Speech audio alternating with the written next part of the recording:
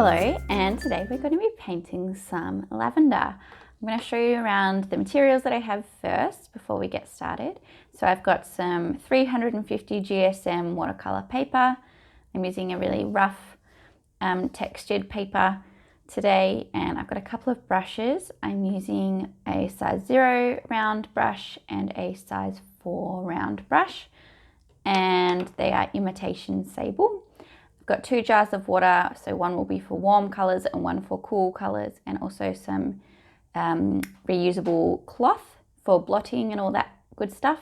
And I've actually got my watercolor paints mixed up ready to go. So I've got a purple and a green, and I mixed them up a few days ago, and then I actually got sick and have been in bed since. So this is a really good example of the fact that you can mix up your colors, leave them to dry out, and then just by adding some water you can reactivate them again, so you don't need to wash out your palette when you're done. So to get started, I'm going to begin with my size 0 brush. I'm not even sure if I'm going to use my size 4 brush today or not, so I'll just set it aside for now. And all right, I'm going to grab a little bit of cool water on my brush to get started, and I'm going to reactivate my purple paint. And as I'm doing this, I realized that it would have been quicker if I actually did this with a bigger brush, because you can actually transport more water on your brush if it's a bit bigger, but that's okay. And it's a good opportunity for me to actually tell you that. So when I make a little, it's not even a mistake really, but I like to sort of explain these things as I go, just to give you some helpful tips and things that I wish that someone had told me when I got started, because there are a lot of benefits to being self-taught, but also when you're self-taught, it does take a little bit longer to work these things out on your own. So anyway, I'm going to do the same for my green, and I'm really hoping that these are actually on camera, but if not, I'm explaining it for you anyway. So I'm adding water to my paint to reactivate it, which is the beauty of watercolor paint. If I have to stop and sip from a beverage, I have a cup of tea here, and I always recommend that you have a cup of tea ready as well, but do keep it far away from your water jars, because you don't want to get mixed up and sip from your water jars or dip your brush in your tea. Anywho, let's get started. I'm going to begin by grabbing a little bit of green paint on my brush. It'll be fairly concentrated, I think.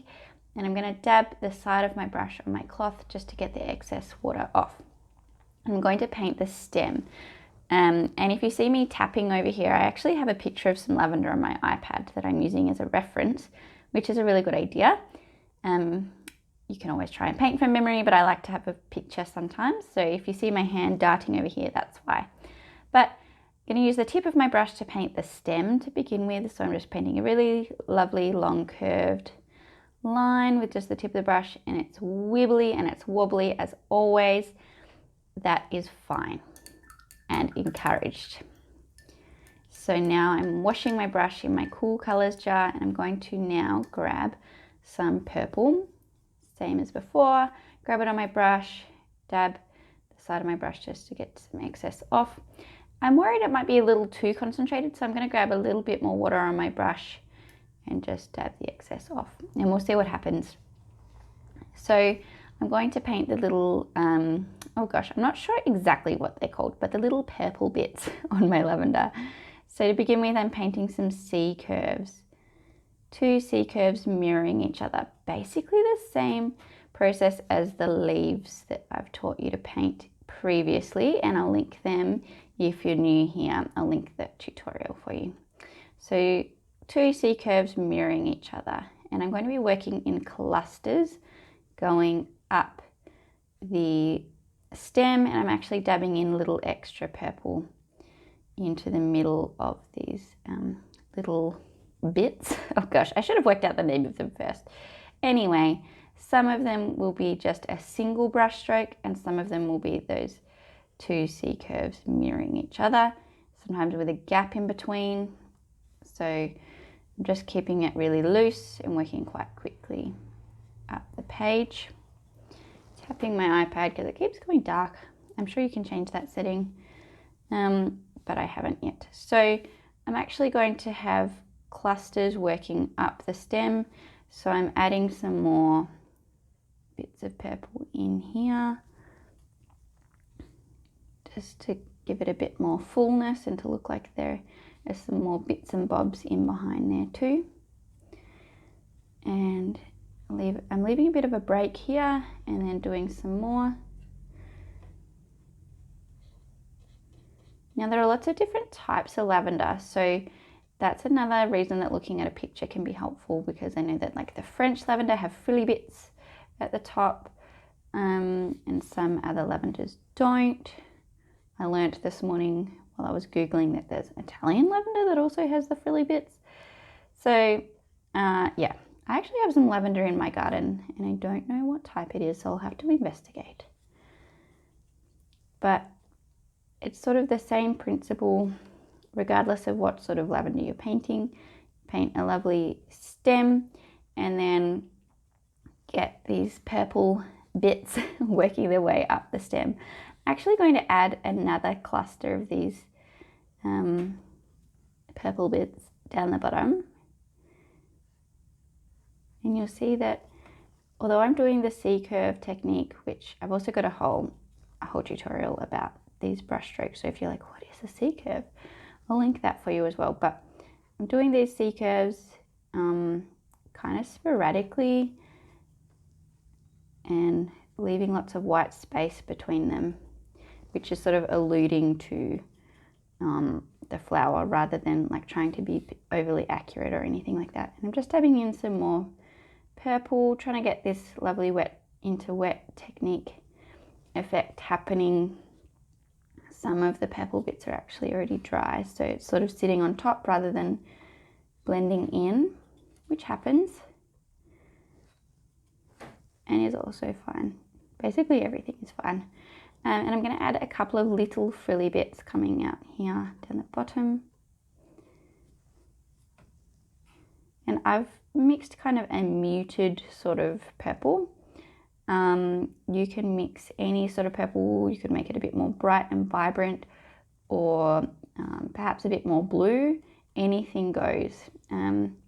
So these are just sort of the basic ideas behind the painting, and you can adapt and change them to sort of suit your style and the sort of lavender that you are painting. Like maybe it's a bit brighter than mine, or yeah, maybe it's more purple or more blue, or there's frilly bits here and there. And so you can just sort of adapt and build on the skills that you've learned today. I might actually paint another one for you, because I feel like I could keep talking and I've already finished this first one. So I might go through it all for you again in case I move too quickly or anything like that. So I'm grabbing my green on my brush, just dabbing the excess off, and I'm going to paint a stem really lightly and wiggly is fine. And I might even, this will most likely be off screen, but I'm going to add a little bit more blue to my purple just to make it a little brighter and a bit different. I'm grabbing some blue on my brush, adding it in. This is impromptu. I used to plan these tutorials, like type up the script and everything, but I think it's actually a little bit more fun for me and for you if I just make it up as I go a little bit. Like obviously I'm planning this, but doing this extra lavender on a whim. I'm adding in my blue, mixing it up and hoping it's the same blue that I actually mixed this with the other day.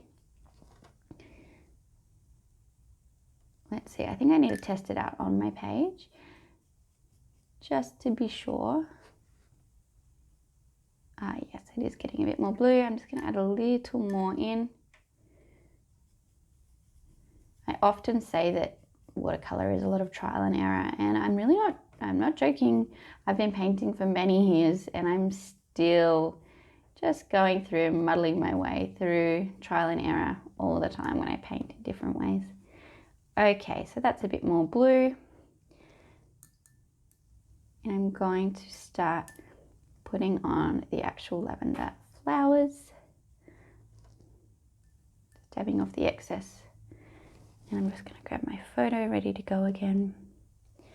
All right, so I'm doing this C-curve technique, a bit more concentrated this time, the paint. And I'm going to be working my way up the stem. And I'm going to do some more single C-curves rather than mirroring each other, because I kind of want my little bits of the flower to be, I guess, a little longer rather than these are quite wide. So I'd like these to be a little longer and thinner. Just adding in some lines to allude to more flowers in the background. Might have a couple sort of facing the viewer, so that's like working up the actual stem itself as well as working out. And as I go, I'll grab more paint so it'll get more concentrated, and there's a lot of variety there, which is really lovely. And I'm actually preferring these single brush stroke bits of flower. I've given up on trying to work out the word for it. Petals. Petals would most likely be it. Oh, golly.